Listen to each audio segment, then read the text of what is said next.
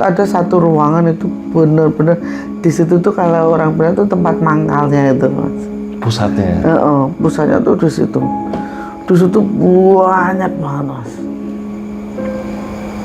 Saya tuh sampai gini, ternyata saya berani nggak ya saya bilang gitu. Saking banyaknya. Berani nggak? Cuman saya tuh selalu menanamkan pada diri saya ini, kalau saya membantu orang tuh harus selesai. Ini dulu tanahnya tanah apa? Saya bilang gitu kan. Oh iya, ini dulu tanahnya memang bekas pekuburan kayak gitu.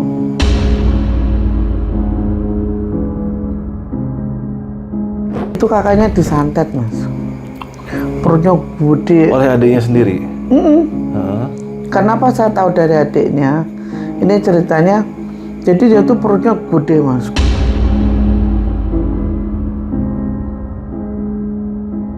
Hawa panas gitu loh, hawa panas biar darah ini ngalirnya lancar. Sirkulasi. Kalau panas kan lancar mas darah itu. Oh gitu. Nah, nggak taunya tuh kekencengan.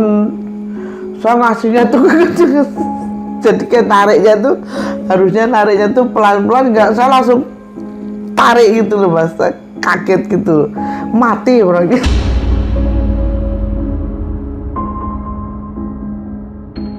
Mana rumahnya? Situ bang. Diantar ke itu orang satu pikir heran. Saya bisa datengin Hercules tuh heran. Padahal gak ada yang berani sama saya satu begitu. Perubahan itu gak ada yang berani sama saya. Setelah Bang Hercules itu datang, itu dari utang 4.200.000.000 cuman bayar 2.200.000.000. Yang 2 miliar gak usah bayar. Oh gitu. Bayangin. Diselesaikannya begitu? Iya.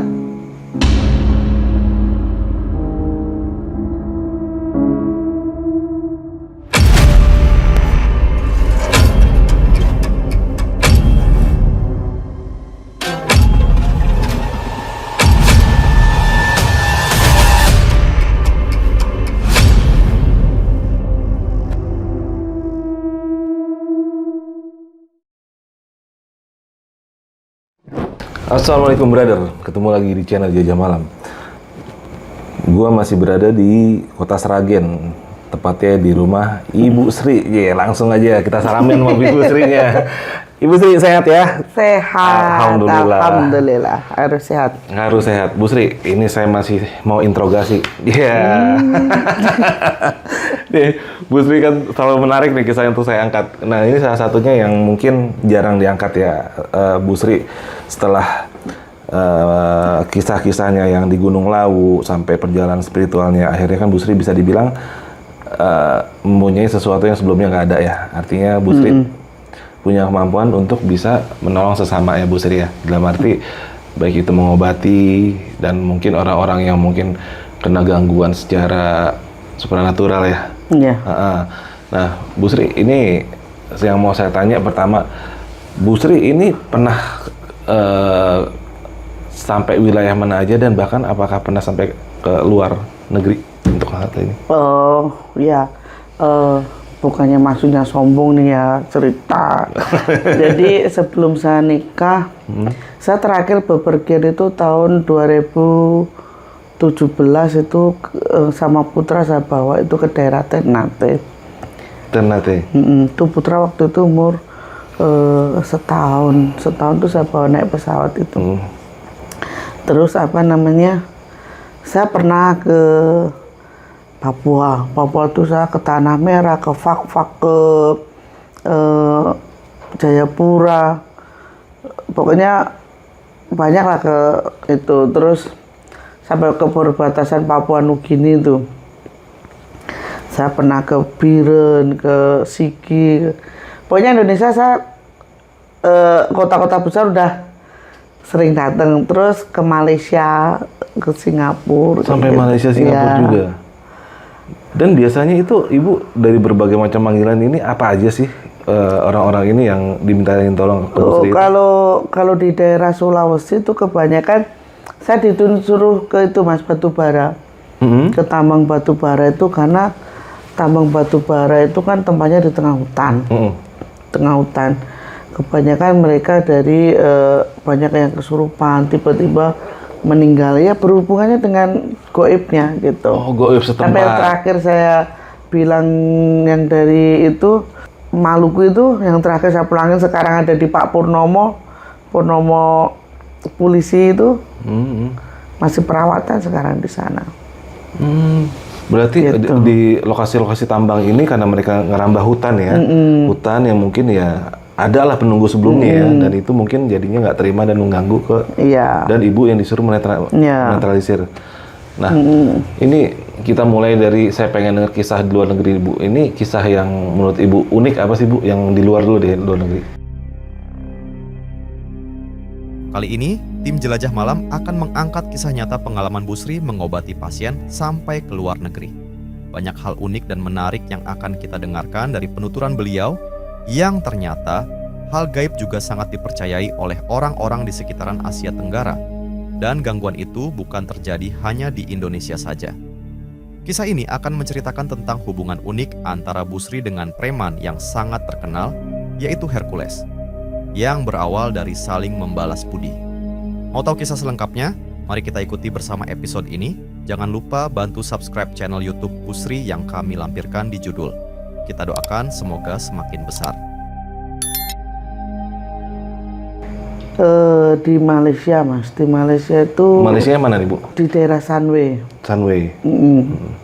Sunway itu waktu itu ada satu rumah itu tuh jadi banyak gangguan itu loh mas, banyak gangguan mistis itu. Rumah. Heeh. Jadi Gangguan gimana tuh? itu benar-benar nyata mas. Jadi rumah itu siang hari pun terkadang ada yang tertawa kayak gitu. Terus yang punya rumah ini setiap bangun tidur tuh banyak luka lebam di tubuhnya gitu loh, kayak biru-biru gitu. Sampai ganggu ke fisik. Oke. Terus waktu itu saya nginepnya kan di Hotel Sunway Legend di daerah Sunway gitu. Itu hotelnya mewah mas, bawahnya tuh mall. Itu mewah banget hotelnya. Kayak Taman Anggrek lah di sini modelnya. Terus udah gitu saya dibawalah ke rumahnya. Rumahnya kalau Malaysia tuh kayaknya rumah besar jarang ya. Jadi rumahnya ya kayak ya nggak kayak di Indonesia rumah-rumah kayak di Pik kan, tahu sendiri rumah Pik kan gede-gede kayak gitu. Itu enggak. Jadi di situ itu ada satu rumah itu saya dari luar itu udah auranya tuh nggak enak gitu loh mas. Udah nggak nyaman gitu loh, bikin nggak nyaman. Kan waktu itu bahasa kita juga nggak nyambung kan, nggak nyambung. Yang ngomong Melayu saya nggak tahu bahasa Melayu, terus akhirnya kita ngomong pakai bahasa Inggris kan, alhamdulillah pakai bahasa Inggris. Nah udah gitu begitu saya masuk tuh jam ini mas nggak masuk akal. Jam ini kalau jatuh kan ini harusnya ke bawah ya, misalnya pakunya lepas ke bawah, enggak, itu kayak mau ngelempar ke saya gitu, gitu loh. Oh, kayak disambit gitu. Kan nggak masuk akal. Terus saya masuk lagi ke kamarnya itu, kalau di Malaysia tuh bilingnya bilik-bilik gitu. Bilik-bilik. Bilik-biliknya Pak Ci ya. Makci. Makci. Saya liatin tuh ada satu ruangan itu bener-bener di situ tuh kalau orang bilang tuh tempat mangkalnya itu mas. Pusatnya. Pusatnya tuh di situ. Di situ banyak banget mas. Saya tuh sampai gini, ternyata saya berani nggak ya saya bilang gitu loh. Saking banyaknya. Berani nggak, cuman saya tuh selalu menanamkan pada diri saya ini, kalau saya mau bantu orang tuh harus selesai. Saya nggak mau setengah-setengah, selalu saya tinggal, nggak mau, saya harus saya selesaikan. Karena saya sudah ibaratnya udah terlanjur nyemplung ya sekalian gitu loh mas. Gitu. Akhirnya di situ tuh ada gangguan tuh kuntilanak mas wujudnya. Kuntilanak itu, jadi dia itu waktu saya tuh dia nggak mau pindah dari situ, nggak mau pergi, karena ternyata di situ tuh banyak bekas makam gitu loh mas. Tanah itu bekas makam. Di pondasi bawahnya itu bekas makam yang belum diberesin. Jadi memang saya tanya, ini pakai ini dulu tanahnya tanah apa, saya bilang gitu kan. Oh iya, ini dulu tanahnya memang bekas pekuburan kayak gitu, bekas makam, tapi nggak banyak, istilahnya tuh kayak beberapa biji gitu loh. Terus ya tapi kan beberapa, tapi dalamnya ini kan luar biasa, ya kan. Terus akhirnya saya ritualin di situ, saya bawa cewek-cewek, ngamuk gitu mas. Barang tuh berterbangan, ya nggak? Barang terbang. Kursi itu sampai melayang kayak gitu, kayak di film-film. Kayak hal kayak gini kalau orang belum ngalamin nggak bakalan percaya. Saya udah ngalamin di gunung, saya percaya. Pasti bohong kayak gitu. Cuman ya terserah, monggo kan, itu penilaian. Tuh akhirnya saya gini mas, saya hanya pasrah kan. Saya intinya saya datang ke sini karena Allah, saya bilang gitu. Kalau saya nggak berjodoh sama Makcik ini, saya nggak mungkin datang ke sini. Akhirnya saya ritualin di situ, saya tuh itu barang tuh berhenti sendiri mas, berhenti. Terus wanita itu yang saya bilang kuntilanak itu dia berubah, ternyata udah tua mas, umurnya udah tua, nenek-nenek gitu wujudnya. Bilang sama saya tahu niat kamu tuh baik, tapi saya mau ini semua dibersihkan, diambil jadi satu, dikuburkan secara layak, disempurnakan. Terus saya bilang, nah kan nggak mungkin orang rumah udah jadi masa mau bongkar separuh, kan nggak mungkin, ya kan. Terus saya bilang jangan begitu, karena ini udah jadi bangunan, nggak mungkin dipotong. Saya bilang, bagaimana kalau saya ambil tanahnya, saya bawa ke kuburan gitu loh mas. Dia mau sebagai syarat lah ya. Nah dia mau, terus ya alhamdulillah dibongkar itu keramik mas, cuman keramiknya yang tengah itu dibongkar, itu marmer bukan keramik, dia pakai marmer. Dibongkar terus diambil tanahnya, dibungkus pakai kain kafan, dipeti, udah dikubur. Itu tahun 2019 kayaknya. 2020 kayaknya. 2020-an.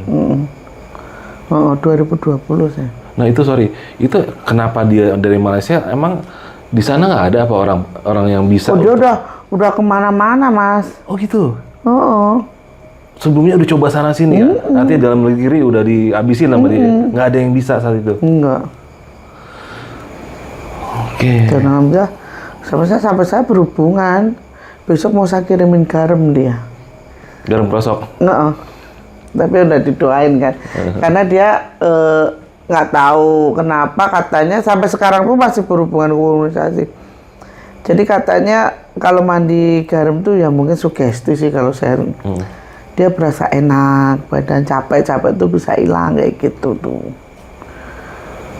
Oh gitu. Itu di Malaysia. Malaysia. Nah, setelah Malaysia masih dua negeri nih. Ini ibu selain untuk kan yang diminta tolong artinya membersihkan rumah ya bahasanya. Ya, Ada hal lain nggak yang diminta orang-orang luar negeri ini ke ibu sampai bela-belain lah jauh-jauh untuk manggil ibu ke negaranya? Kalau di Singapura tuh usaha mas. Oh pernah ke Singapura juga? Ibu dipanggil untuk? Ituin. Jadi dia punya beberapa ruko-rukonya ini dia jual barang-barang mewah mas. Barang-barang mewah. Jadi intinya ruko ini kan modelnya sewa. Sewa kan, sewa. Jadi sama pemilik ini udah nggak mau diperpanjang. Gitu loh. Karena ini usahanya emang bagus kan. Mau di take over.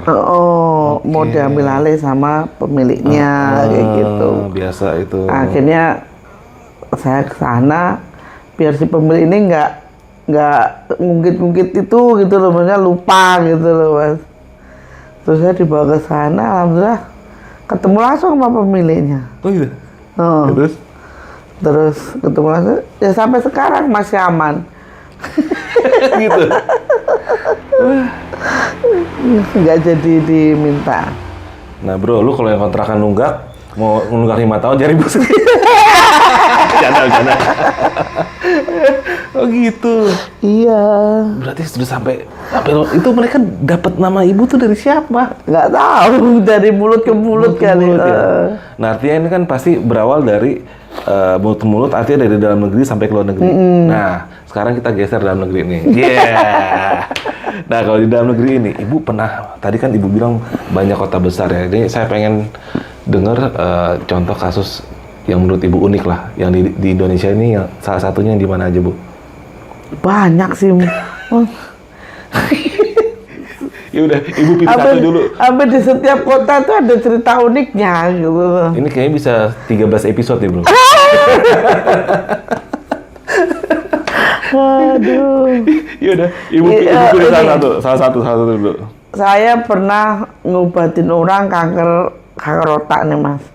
Tapi waktu itu kan memang di rumah saya itu kan biasa buat belajar tenaga dalam. Memang saya sebelum nikah tuh ngajarin tenaga dalam mas. Oh gitu? Iya, tujuan saya ini untuk pertama itu kalau yang saya ajarin ini biar bisa nolong orang lain gitu loh. Kedua kalau ada keluarganya yang sakit apa itu bisa dimanfaatkan. Itu banyak dulu murid saya itu banyak mas. Banyak terus. Bukan murid yang temen, nggak ada guru, nggak ada murid, salah. Pokoknya saya minta dokumentasinya, bodo amat. Ya ntar dikasih. Siap. Nah itu kan sakitnya kanker otak mas. Ini kepalanya udah kerowak ini yang kerowak. Pokoknya bekas dioperasi. Jadi sini tuh udah nggak ada sebelah kanan ini. Nah saya kan sama temen saya ini juga tenaga dalamnya udah bagus ya. Bahkan dia kadang saya suruh ini kalau misalnya ada tamu yang kesini saya bilang itu obatin. Dia sebenarnya sungkan, nggak mau mbak Sri aja. Nggak apa-apa obatin, coba manfaatin. Nah itu datang tuh mas ke yang sakit itu. Saya lihat, waduh kok kepalanya begitu, namanya orang baru pertama kali ngeliat orang kanker otak ya. Udah nggak sempurna ya? Oh, kok sininya kayak peang. Bukan peang lagi, hampir kayak bolong gitu loh.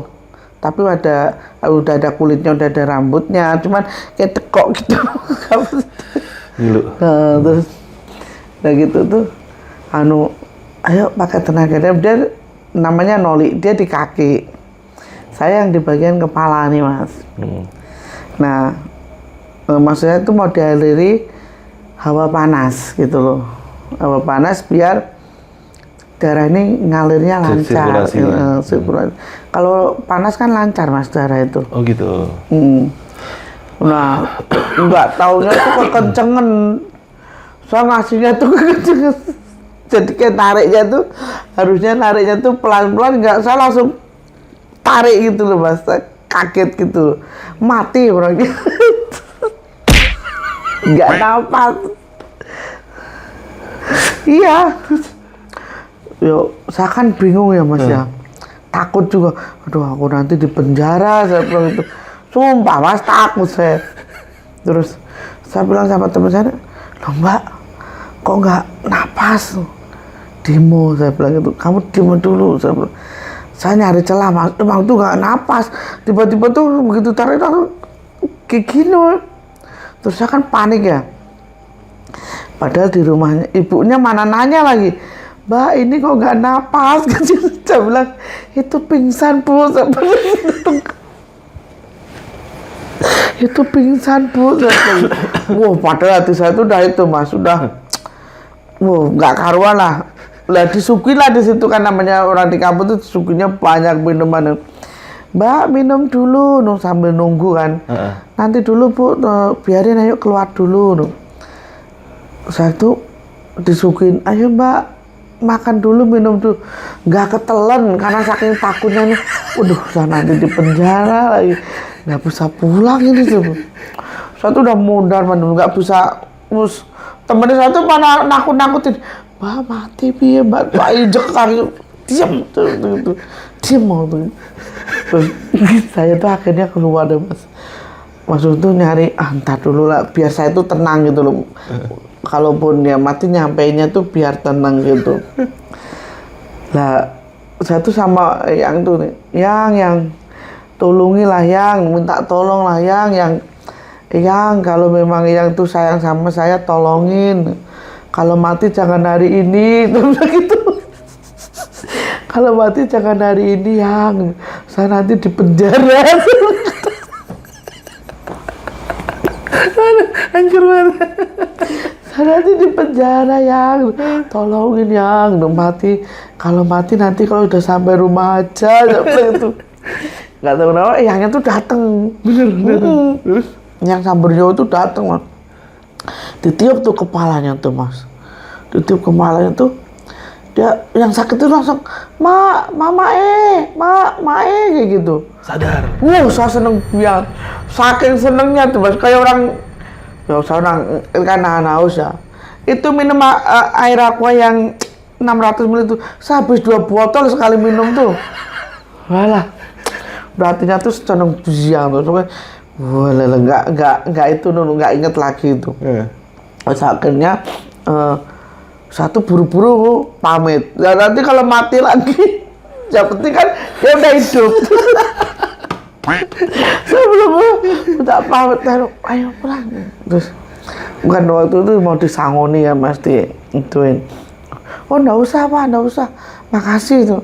Udah mbak ini buat beli bensin. Enggak usah pak, enggak usah. Karena saya mikirnya ini nanti mati biar buat beli kain kafan dan sebagainya kan. Enggak usah pak, enggak usah.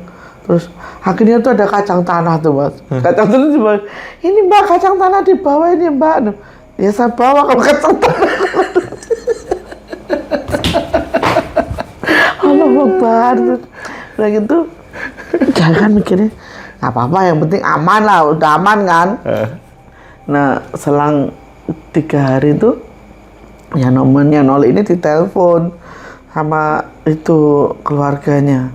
Mbak sing kae anu lho mbak meninggal. Saya bilang alhamdulillah. Saya bilang gitu. Mau bilang innalillahi itu kelaru alhamdulillah karena saya mikirnya wah sudah selamat gitu. Bukan pas ada ibu di situ. Enggak. Kalau ada penjara kali saya mas. Iya. Mau ngomong ini lagi mau jadi mau ngomongin innalillahi itu jadi ngomong alhamdulillah gitu karena wah teman saya tuh wow biasa banget. Itu kejadian yang paling bikin saya cemas itu waktu itu takut di penjara saya. Gara-gara pakai tenaga dalamnya kekencengan. Narik pakai tenaga dalamnya kekencengan. Nah dari itu saya udah nggak mau pakai tenaga dalam lagi mas. Oh gitu. Nggak mau lagi saya. Trauma kayak takutnya saya giniin orang, adalah orangnya mati ya yo. Nggak mau saya sekarang. Banyak yang mau belajar, cuman saya nggak mau, udah nggak mau ngajarin lagi. Takut disalahgunakan. Itu. Gitu. Aduh pokoknya deh. Nggak tahu kocak banget. Takut tuh.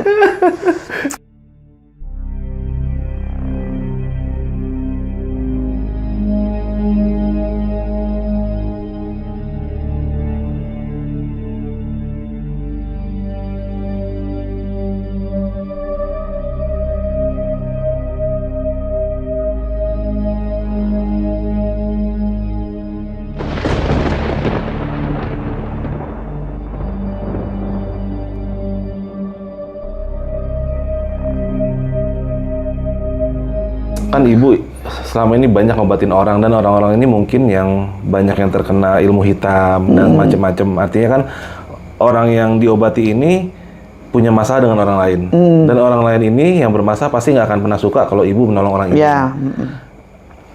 Artinya pasti pernah ada dong yang namanya dari kasus yang ibu tolong justru malah semuanya menyerang ke ibu. Ada. Sampai muntah darah pun ada. Oh gitu. Gimana tuh Bu kisahnya Bu? Jadi gini, saya pernah nolongin orang itu berebut soal klinik mas. Jadi ini tinggalannya klinik pengobatan gitu dan alhamdulillah ini pengobatan tuh rame. Jadi antara kakak beradik, kakak beradik. Nah kakak beradik ini, jadi ini klinik ini sementara ini diambil alih oleh kakaknya gitu loh. Karena adiknya ini nggak bener, suka judi, suka segala macam, pengennya klinik ini dijual gitu loh Mas. Padahal amanat dari bapaknya nggak boleh, jangan dijual, ini untuk kepentingan masyarakat, kepentingan warga kayak gitu loh Mas.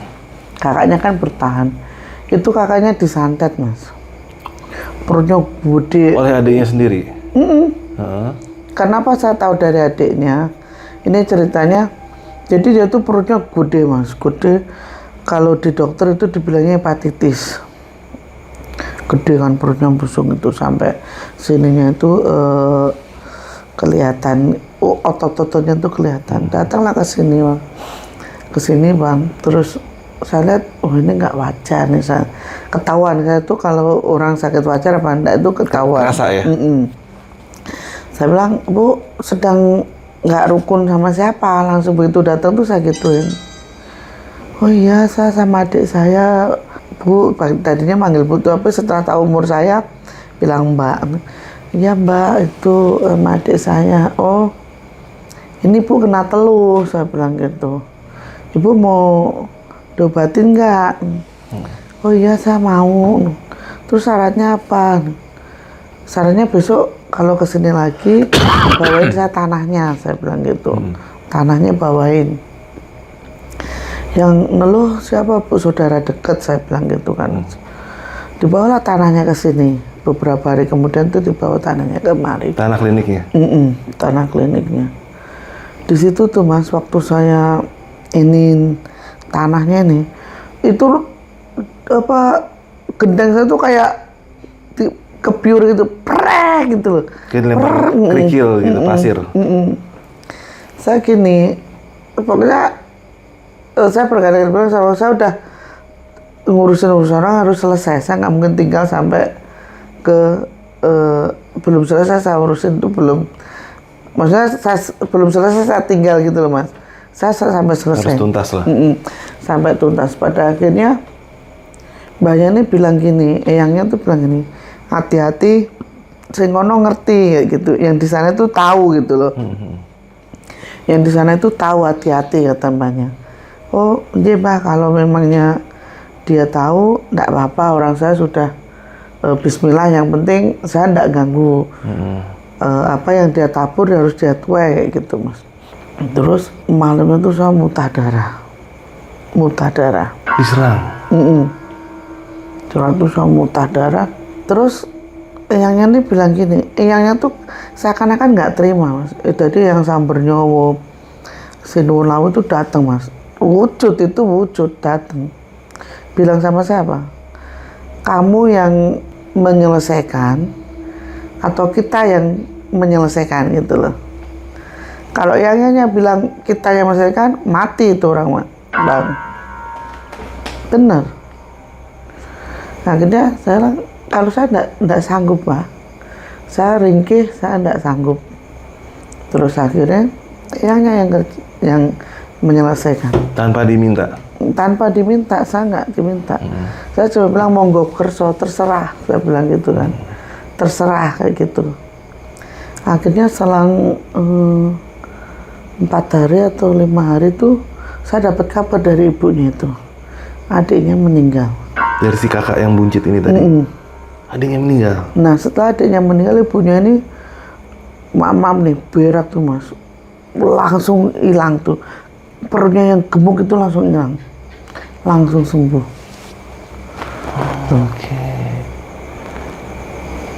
Artinya dengan itu dibalikin, itu semua berbalik ke si pengirimnya, yang penyakitnya pun itu hilang. Iya. Itu yang disebut gaib ya?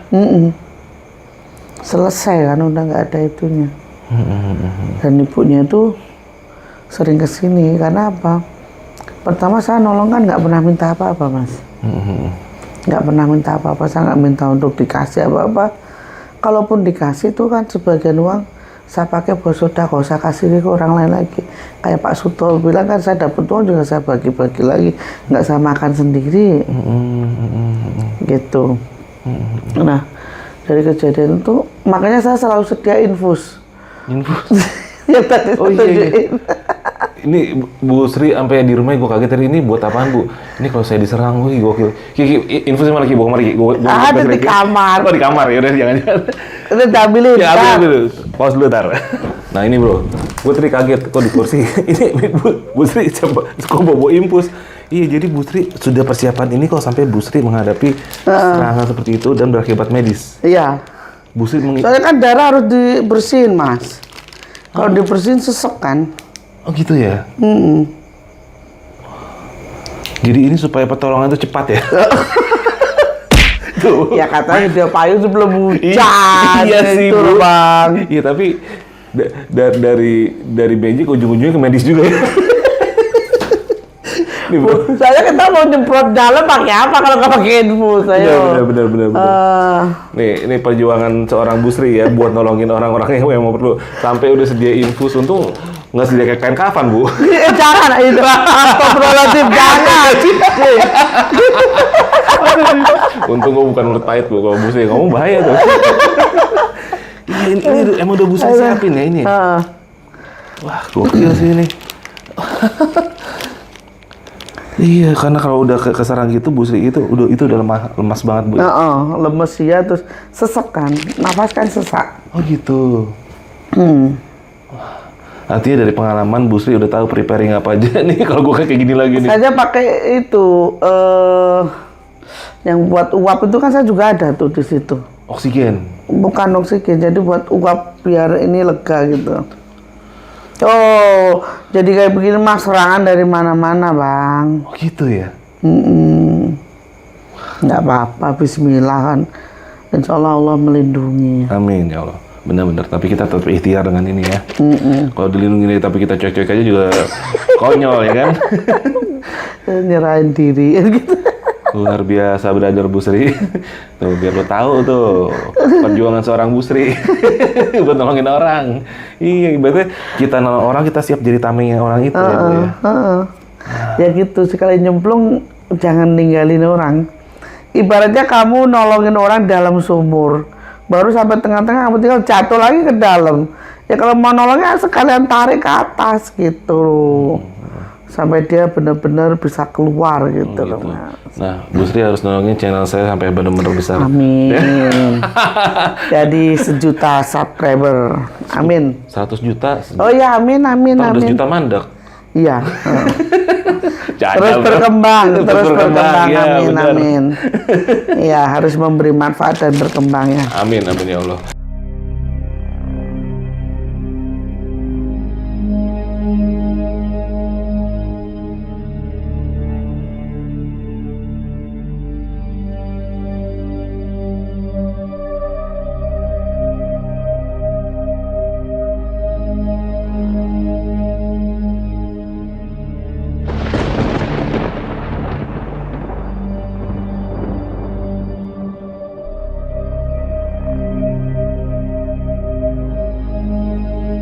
Ada satu kejadian itu saya sama minta tolong sama Bang Hercules. Nah, kenapa tuh?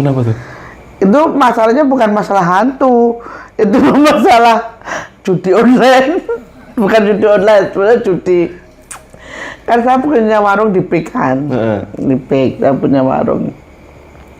Nah itu tuh ada satu warga di PIK kan isinya orang Cina semua, orang kaya semua. Mana ada yang nggak orang kaya semua di situ. Tiap hari tuh ke warung saya tuh Mas. Saya tanya, kok ngapain tiap hari kesini? Aduh, saya tuh dikejar-kejar sama bandar gitu. Terus itu rumah saya banyak orang Ambon kayak gitu kan. Bandar apa? Bandar judi. Oh gitu. Dia main bola, jadi sekali main tuh 400 juta, 200 juta kayak gitu. Iya, seperti itu. Terus akhirnya setelah itu ya bandar kayak begitu mah musuhnya dimusuhin sama bandar Pak, saya bilang gitu kan. Terus dia bilang gini, mana saya kenal Mbak, ntar saya telepon sama yang namanya Baros, Bang Baros. itu kan saya udah dulu karena saya tuh pernah nolongin Bang Baros itu. Bang Baros itu sakit, jadi kerjain orang itu Mas. Saya bantuin, alhamdulillahnya sampai ini apa namanya berhasil gitu loh, sampai sembuh gitu. Akhirnya sama saya tuh udah kayak saudara gitu. Nah Bang Baros ini sama Bang Hercules itu udah kayak saudara juga ya gitu. Bilang gini, Bang, abang, ya sedulur tua kayak gitu. Kalau bang saya tuh dulu, ada apa Mbak Sri gitu. Abang, saya ceritain, saya punya temen nih bang, kasusnya seperti ini. Wah, gampang. Nanti kita datang ke rumah abang gitu. Abang tuh bang, aduh saya punya anak kecil bang, nggak bisa ngikut, saya bilang gitu. Ntar suami saja ya yang kesana. Ya nanti ke sana gitu. Dikasihlah apa namanya teleponnya Bang Petro. Bang Petro itu adiknya Bang Hercules. Bang Petro tuh telepon nama Bang Petro. Ketemu di mana? Saya telepon Bang Petro. Oh iya nih Mbak Sri ya. Iya. Oh gimana kabarnya? Baik. Sama anak punya Bang Hercules saya banyak yang kenal. Bahkan di Jogja tuh Bang. Keponakan saya tuh hilang uang di Malioboro, hilang dompet lah, itu pun bisa kembali. Oh iya? Saking baiknya sama saya tuh, mereka ibarat kata tuh nganggap saya tuh kayak saudara gitu loh bang. Nah di situ telepon lah, suami saya tuh ya sono ya ke tempatnya Bang Hercules. Suami saya nanya, Hercules siapa kata gitu. Dia nggak tahu kalau selama itu saya kenal apa itu tuh, dia nggak tahu. Hercules apa? Bang Hercules. Hercules preman. Ya iyalah, ya kamu kenal. Lah. Sono dikasih lah, tak kasih alamatnya yang di kebun jeruk kan. Bang Hercules tuh orangnya baik bang, baik dia. Nolong tuh baik dia. Apalagi sekarang kan anak asuhnya banyak, anak panti asuhan tuh banyak. Baik orangnya tuh baik. Solidaritasnya juga baik banget. Terus saya ke sana. Suami saya ke sana tuh, suami saya heran, ini beneran kenal. Begitu Bang Baros ini kan datang ke tempat saya, ke warung saya kan datang. Ayo mana rumahnya? Situ Bang. Diantar ke itu orang satu piku heran. Saya bisa datengin Hercules tuh heran. Padahal gak ada yang berani sama saya satu begitu. Perubahan itu gak ada yang berani sama saya. Setelah Bang Hercules itu datang, itu dari utang 4 miliar 200 cuman bayar 2 miliar 200. Yang 2 miliar gak usah bayar. Oh gitu? Bayangin. Diselesaikannya begitu? Iya. Karena saya bantu itu tadi gitu. Bang Hercules itu kalau sama saudara, sama ibaratnya anak buah tuh baik bang. Nah ibu sendiri sama si Hercules ini bisa sedekat itu tuh, awal perkenalannya tuh gimana bu? Jadi gini ya bang, namanya jodoh rezeki itu kan nggak ada yang tahu. Waktu itu ada salah satu ya bisa dibilang ya saudaranya lah yang sakit, saya obatin sembuh. Saudaranya? Gitu, Pak Bang Hercules ini sembuh, terus akhirnya dari situ, jadi sini itu benjolan tuh ya namanya kayak gitu kan, namanya teluh, tenung, santet itu kan bang, maksudnya udah biasa lah, kayak kita nggak seneng terus kita kirim teluh, santet itu ya, udah biasa dunia hitam kan. Terus kesini jadi paham sama Bang Baros ini kan, Bang Baros ini di bawah akhirnya sembuh, sahabat itu sembuh. Nah dari situ tuh jadi hubungannya tuh baik gitu loh. Berarti sampai sekarang. Ibu nyembuhin Hercules yang kena itu sampai dia sembuh. Saudaranya. Abis itu jadi dianggap saudara lah itu. Oke. Sama anak buahnya di Jogja dimanapun saya kenal banyak. Sampai di Jogja tuh sampai ada yang bilang ini, Mbak Sri kalau mau di Jogja tuh tinggal pilih mau nginep di hotel di mana. Saya ituin, kita yang handle kayak gitu. Yang saya bilang, yang saya ceritain Bernard itu kan di Jogja kan, Tinggiwangan. Tinggiwangan itu, jadi ada salah satu orang nih Bang, ya musuhan lah, dunia hitam kan biasa lah musuhan gitu kan. Itu berantem Bang, di kapak kepalanya tuh nggak kena, maksudnya nggak berdarah, nggak luka, nggak apa-apa. Kebal. Datanglah dia ke tempat Bernard, terus Bang Bernard itu udah acak-acak Bang Bernard diem, karena apa? Dia merasa lebih kecil, wilayahnya lebih kecil gitu loh. Akhirnya Bang Bernard ini waktu itu ada saya dibilang gini sama dia tuh, weh dapat perempuan dari mana lo Nat, katanya gitu. Waktu itu kan saya masih muda, masih pakai celana pendek kayak gitu kan.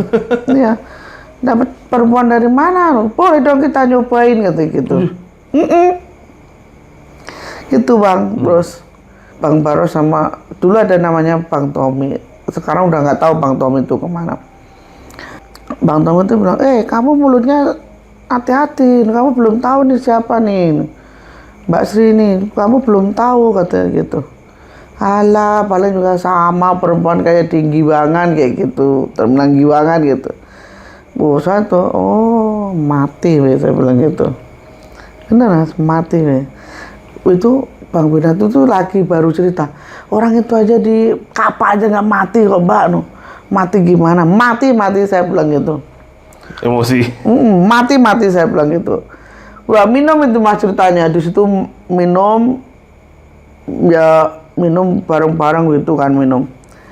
Naik motor nih Bang, nabrak trotoar, mati dia. Padahal di kapak tuh gak mati. Dari situ teman-temannya Bang Bernard, Bang Tommy, Bang Baros itu sampai saat lebih takut lagi. Jaga omongan, jaga sikap. Iya.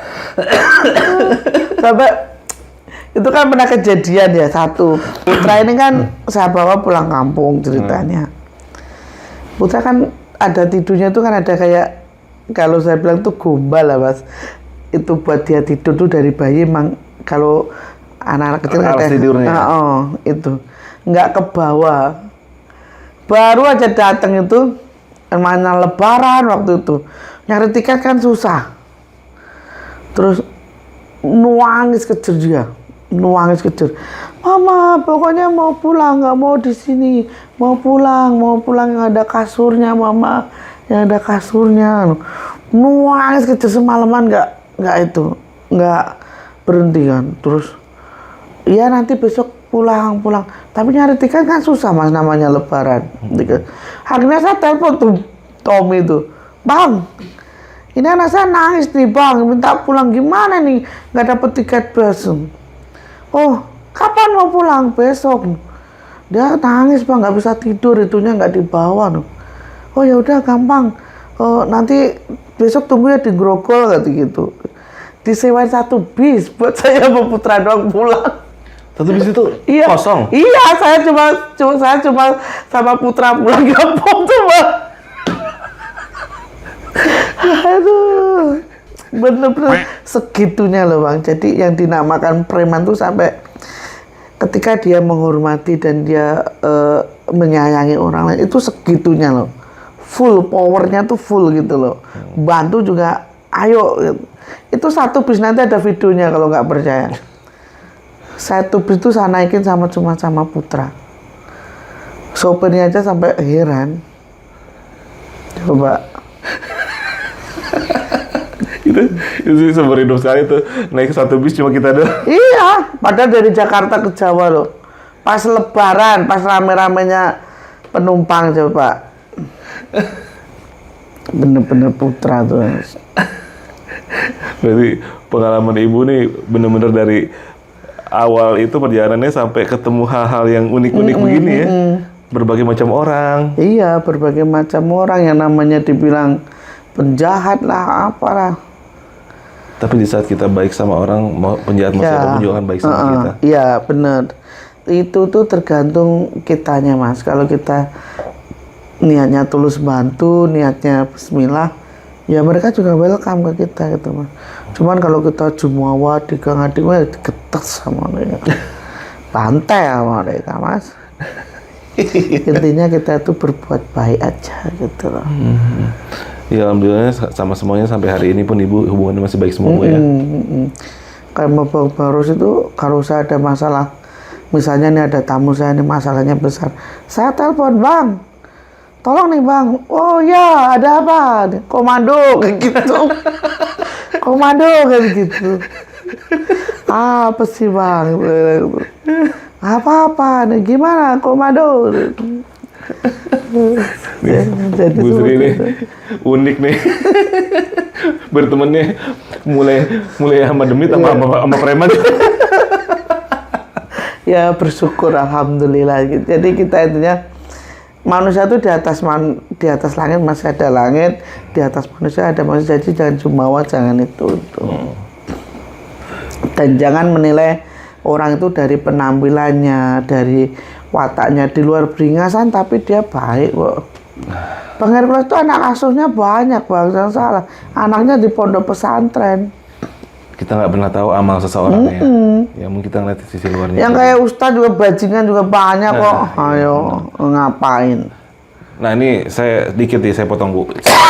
Belum lama pas lagi pulang yang terakhir kemarin sama Ibu, saya itu di daerah mana ya, masih di Jawa sini, ban pecah Bu, ban mobil, jedar pecah di jalan. Aduh, di pom bensin tuh. Sedangkan dari situ ada sekitar 3 km dari depan ada toko ban yang 24 jam buka.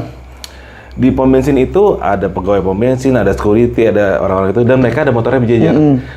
Mereka tahu saya lagi buka, saya nanya dong, Mas di sini tempat ini ban di mana? Oh ada tuh 3 km itu. Saya mau ini nggak enak, saya bilang, Mas di sini ada nggak yang bisa saya sewa motornya ya buat bawa ini? Waduh nggak ada Mas, padahal motornya dia pada ada. Dari situ saya sadar kalau dia ini nggak mau bantu, ya udah. Namun anak pang datang. Anak pang yang bawa gitar yang tindikannya udah begini-begini, tatoan semua, bertiga naik motor. Duduk nanya, kenapa Bang? Ini gua ini nih. Oh, saya bisa bantu apa Bang? Wah, ini gua mau nyari ban. Itu, ayo Bang ikut saya. Itu Bu, di situ saya ngeliat, oh ini ternyata nggak bisa menilai orang tuh dari luarnya Bu. Hatinya mereka jauh lebih mulia dibanding orang-orang yang terhormat ini loh. Itu di situ. Ya, saya punya teman satu. Itu badannya semua tatoan Mas. Sampai dia itu ada wasiat kalau dia meninggal kulitnya ini mau dibeli sama orang Rusia apa orang mana. Karena semua tuh penuh tato. Dari badannya ini penuh tato semua. Dibeli 1 miliar waktu itu. Itu kalau orang dekat udah takut Mas. Tapi saya biasa aja. Sampai dia bilang tuh gini, Bu, Ibu nggak risih, Mbak nggak risih sama saya. Enggak, kenapa saya risih? Mbak nggak malu teman saya. Ngapain saya malu, saya bilang gitu. Itu sampai mau dibeli, sampai sekarang masih ada orangnya di daerah Pemalang sana. Itu satu tubuh penuh itu tato Mas. Itu kulitnya mau dibeli sama orang Rusia. Artinya ini kalau kulit dibeli orangnya nunggu mati dulu dong. Iya, menunggu mati dulu.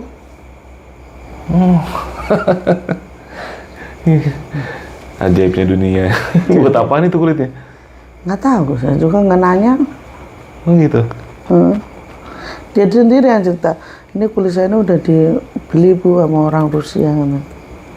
Buat apaan? Nggak tahu Bu. Masih ada orangnya di daerah Pemalang sana. Orang Pemalang. Oke, brother, ini udah kita dengerin ya tadi Bu Sri mulai dari serba-serbinya, ternyata seorang Bu Sri ini berteman nggak hanya dengan goib, hewan, bahkan dengan preman. Lu bayar lu sama Bu Sri lu, ya kan? Nah Bu Sri, sebelum kita tutup episode ini, apa sih pesan Bu Sri buat yang pada nonton Bu Sri? Jadi gini, pesannya tuh satu, manusia itu hanya disuruh untuk berbuat baik, gitu Mas. Terserah ketika kita berbuat baik apapun balasannya ya ikhlas.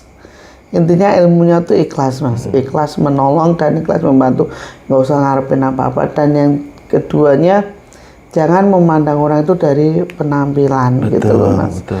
Karena orang yang ibaratnya pakai sorban yang kelakuannya amit-amit pun banyak, tapi orang yang pakaiannya ibaratnya kayak preman, banyak tatoan, mereka tuh banyak yang baik gitu. Banyak yang hatinya baik.